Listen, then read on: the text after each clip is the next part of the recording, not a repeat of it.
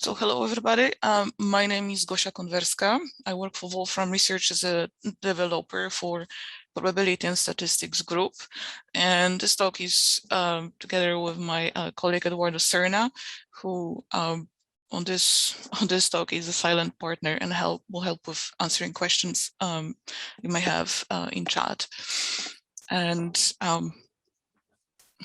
spatial events, what we mean by that is that we are concerned ourselves with spatial patterns. So the location of points are the event itself. So for those of you who attended the previous talk with Eduardo, we do not care about necessarily the values. There may be some information associated with the point, but what we really are studying here is how the point pattern occurred and how the point pattern can be analyzed and what can be said about the point pattern. This is the randomness that we study. This functionality is not new in version 13. It was released in 12.2. What we did during this time is there were some improvements that you kind of don't see but might feel in some speed ups and more efficiency. And what I will attempt to present is a picture of what can be done when analyzing the sets and what models there exist in the Wolfram language. So that's the outline. I will talk about spatial randomness and the Poisson point process, a bit about point statistics in homogeneity, and then two other types of point processes, the cluster and interaction point processes.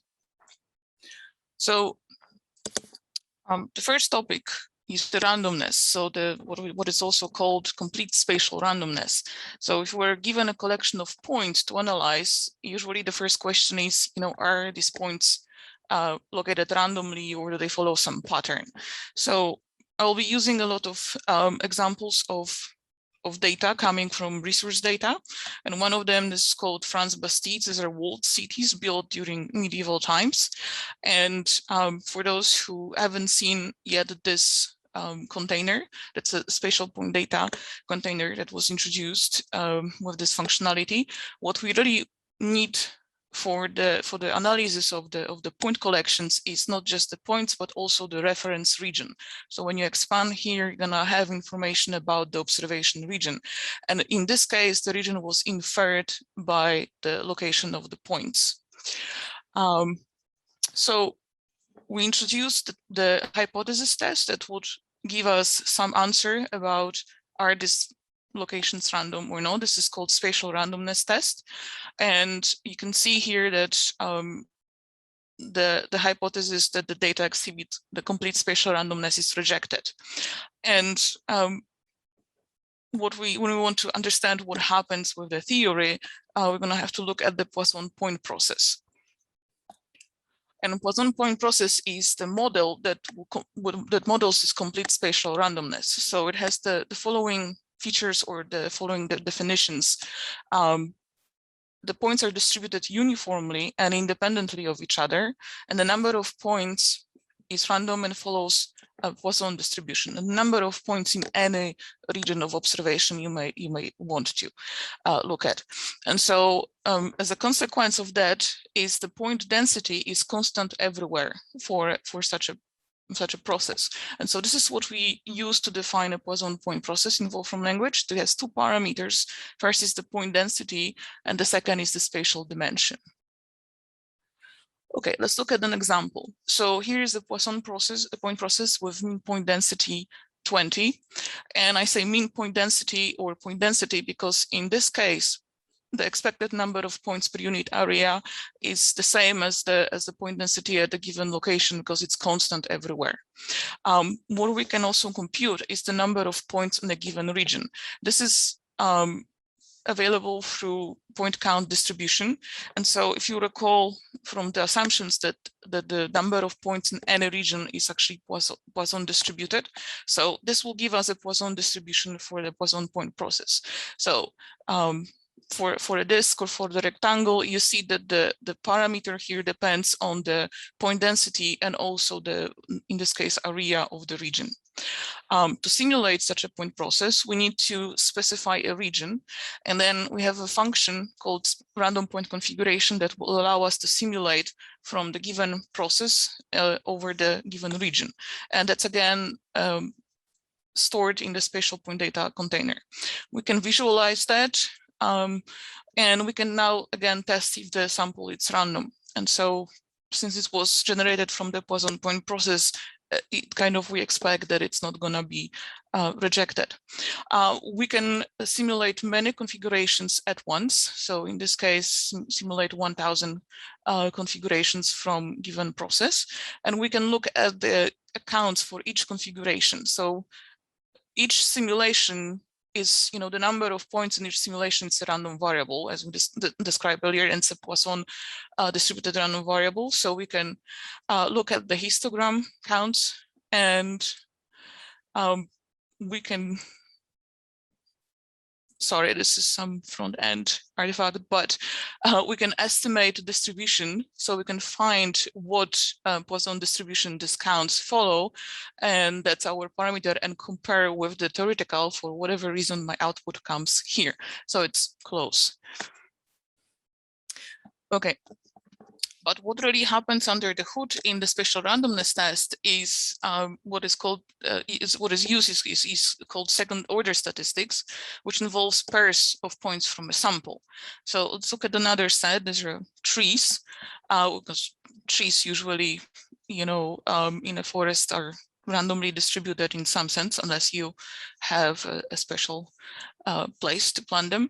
And so we can test if they are randomly distributed. And if we ask for all tests, you can see that we have 3 tests really working under the hood. And Besagel is one of these point statistics. I will get to this in a moment. And the same happens behind, it's behind the goodness of fit. So when we have the model, we can also estimate such model. So that's the estimated point process, and find the value of the parameter here for the Poisson point process. And then again, we can use point process fit test to test for the goodness of fit of this estimated process. And these are the same kind of type of tests that are behind point process fit test.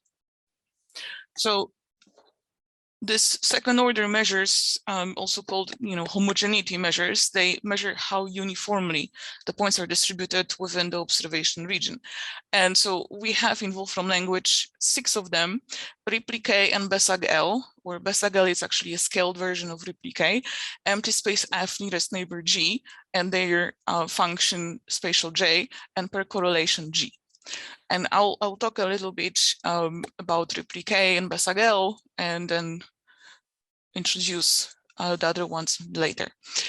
So Replica at the given radius multiplied by the mean point density gives the expected number of points within distance r of a typical point, not counting the point. And then Besagel, as I said, is a scaled version of Replica. And what usually happens is that those 2 statistics, and especially Besagel, are used to compare the data with the ideal model of a Poisson point process. So that's what happens in the hypothesis test. And you can see that the Besagel of a Poisson point process depends only on the radius here. So it's a very simple form. And now if we want to bring back the Bastide's data and then compare, for example, Replica or Besagel for this data with the model, we're gonna compute Replica of the Bastides without giving a radius here. We're gonna get a point statistic function, which then it's gonna behave like a function operating on a univariate radius variable. There are properties that are available with point statistic function, and this is gonna be the output for all the 6 homogeneity measures that I mentioned before. And then this is really bad because, sorry, it's just let me see. We can compare the Poisson process that has the same mean point density of the data with the Replica. And what I'm going to try to do here is to evaluate, and hopefully, yeah, that helped. So you can see that here we have this is the point statistic function from the data. So that's the sample Replica, and then the Replica of the corresponding model. And we see that our bastides are kind of denser than the model. So since the second order point statistics measures homogeneity, or lack of it, let's say, there's also a need to model inhomogeneity. So this is where inhomogeneous Poisson point process come into play. And when you recall the Poisson point process assumptions, we remove one of them, which is the uniformity of distributions of points. And we're gonna get the definition for the inhomogeneous Poisson point process. So still, this is independent point process, and still the number of points is random and follows Poisson distribution. And we can define it in that way that the point density here, not a constant anymore, so not a number, but it's a function of the location. And we are in 2 dimensions, so I have 2 variables of the location, and specify the region and then simulate. So, well, in this case, we're looking at the points at the sample where the point density is no longer uniform. And so now what makes sense is to look closer at what point density is. And as a definition, point density describes how the number of points varies per length, area, and volume, depending on the dimension of the observation region. And the integral of the density function over the region gives us the total number of points. So not one, as the usual maybe probabilistic definition of density, but the number of points. And we have 3 estimators of the point density, Wolfram language, that use different approaches. So we have point density, histogram point density, and smooth point density. And as you can see that the point density for a process can give us a theoretical, the value of the model, but the other 2 are designed to study this point density on the data. So let's look at the data set and example and see how they compute density. So this is a different set of pines, and you can see that they have some, places where there's more trees or less trees. And so point density is an adaptive estimator. So we have 1 point per bin. So this is how the density is computed, and that's how kind of you can see where the points are and how the bins are created. And histogram point density, it's gonna partition the space first and then gonna compute the number of points in the bins. And in this situation here, for the histogram approach, we can control the bin specification. So you can use some shapes like hexagon or a square, and you can also control to some extent the size via diameter or the number of bins that you want to use in the binning of the space. And then the smooth point density is a kernel-based estimator.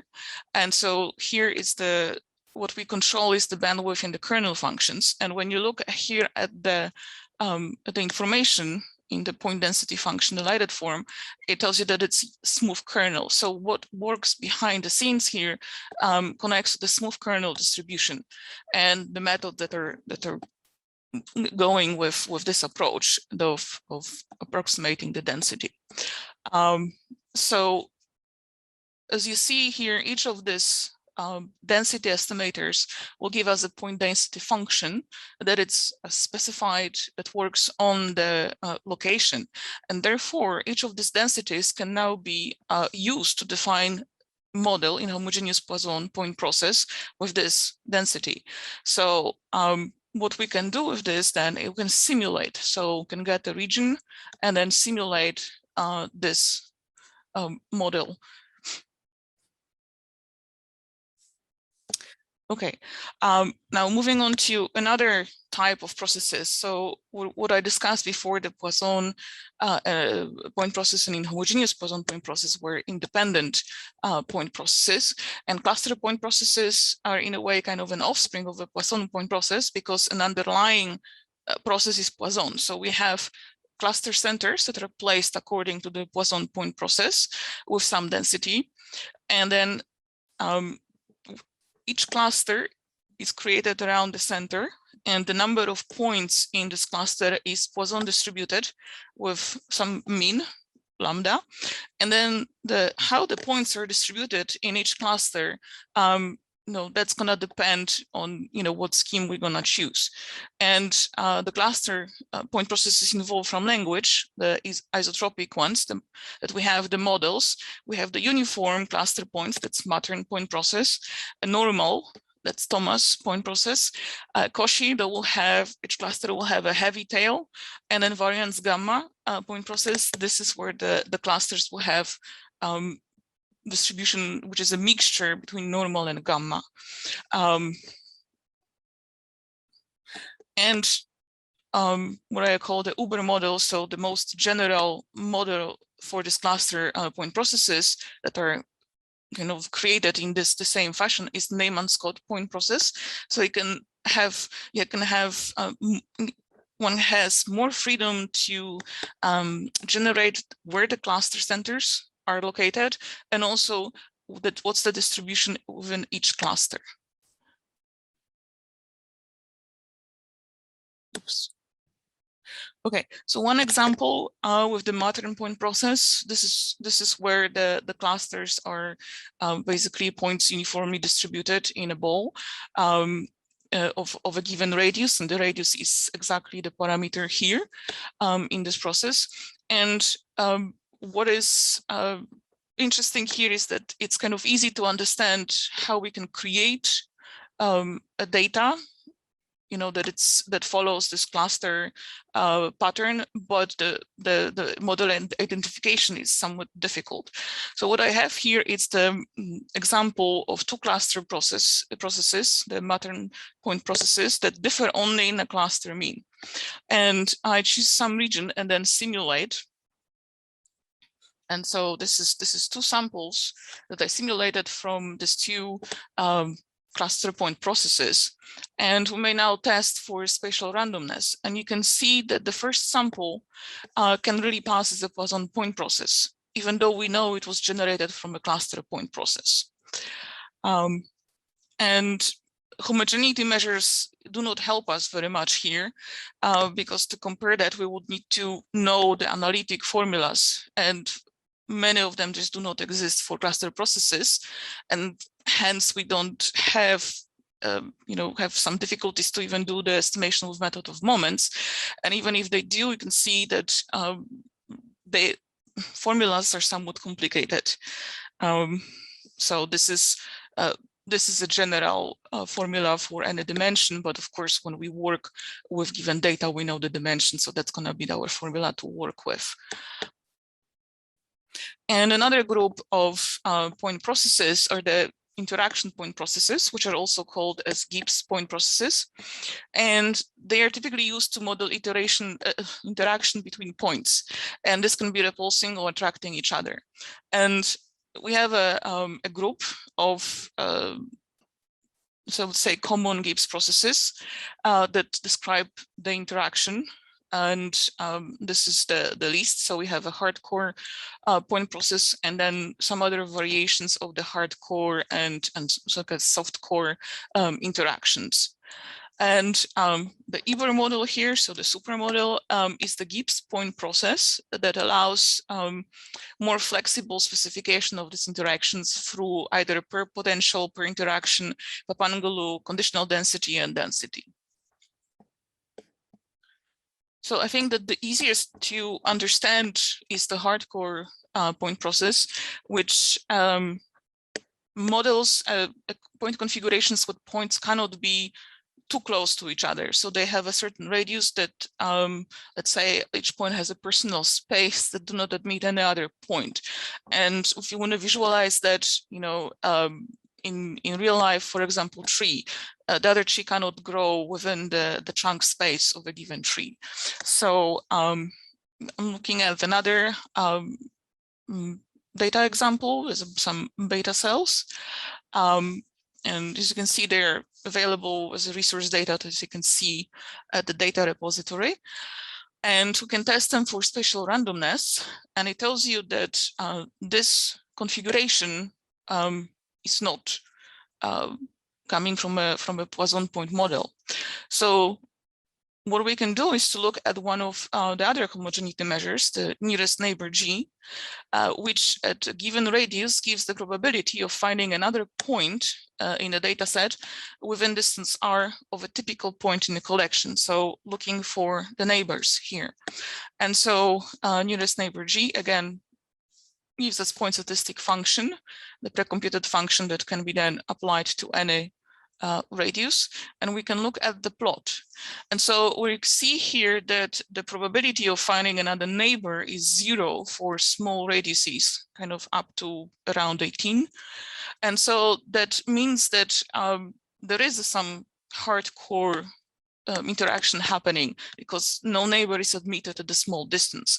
So what we could do, we could feed hardcore point process and to this data. And indeed, we see that the fitted hardcore radius is about 18. And then we can actually test the goodness of fit. And what I get here is that this is not really a good model, right? So maybe the simple hardcore model, it's not good enough to describe the delta. So you can try a combination of hard and soft core interactions. And this is what it's in Strauss hardcore point process. So we have our hardcore and softcore radiuses here, and you can see that when we do the test, the goodness of fit, well, it's kind of better. It's not plain 0, but it's still good enough. And so, as George Bock said, all models are bad, but some are useful, and so we can kind of keep going and testing yet another model to figure out maybe what's the underlying model for this data.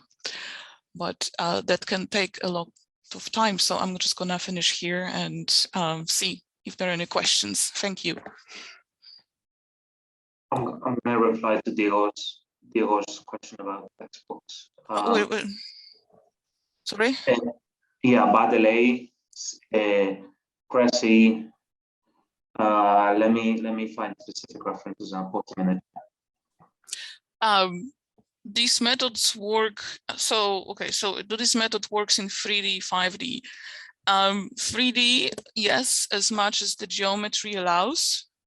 So a lot of this depends on on the computations within the regions and region computations. So depending what the geometry allows you to do in 3D in Wolfram language. Theoretically, it would work in 5D, but again, that depends how far the support goes in the geometry. For the geo case, we treat everything in a way in 2D. So we look at the locations in a way like kind of on the map, but we take into the account the geo distances. Are there plans to add more point processes in future versions, or do the current ones cover most circumstances? So right now we don't have immediate plans to add more point processes. We feel that we have, these kind of covered a lot. However, we would like to have a feedback. We are not the consumers of those, so we would like to know what people using them actually would like. So if there are some models that, people using them would like to see, we're open to suggestions. So the question is, does point density work with weighted data? And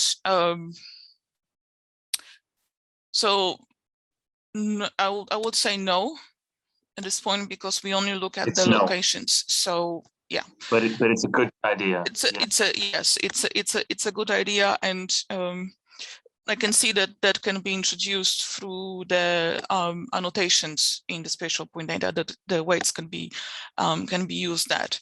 And in that sense that all this spatial statistics only work for points. So we do not have what is called kind of cross-point statistics. So say that you have two groups of cells and you would like ask questions, about how the groups are related to each other. So we don't have the functionality, let's say, yet, but we just look at the one point collection. And analyze that. So is there such a thing as a hardcore point process where there are two different radii for the points? So yeah, so you just need to, see the other Gibbs point processes where they would have two different levels of repulsion. And so so then you can have, like I can again illustrate with the tree and the canopy.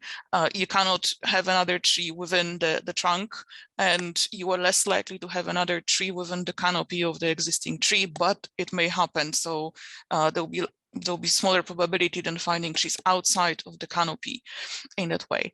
And yes, I'm going to attach the notebook after the talk. Yes. We do not, do we just keep trying new models for prediction, or is there an automatic method that will test multiple models and test a null hypothesis? No, we don't have an automatic method for this. I don't know, we would have to think about best heuristic. Otherwise, it's just kind of going through all of them and just checking. But there's probably some way that can be done in a smarter way, but we don't have that yet. I just want to answer Dave, and as Scott was saying, for instance, she used hardcore point process used in the book, right? That's exactly that type of process that you have a hardcore, and then you have another radius where there's a repulsion with it, but you can still have in that radius. I don't know if I said anything again. I was different things at once. Okay. Did you answer Michael Kelly's question? I hope so. Okay. Thanks, Michael. Thank you all. And Eduardo and I will have office hours in half an hour, 12:30. So if you want to stop by and chat about probability and statistics functionality, you're welcome to join the office hours. So thank you.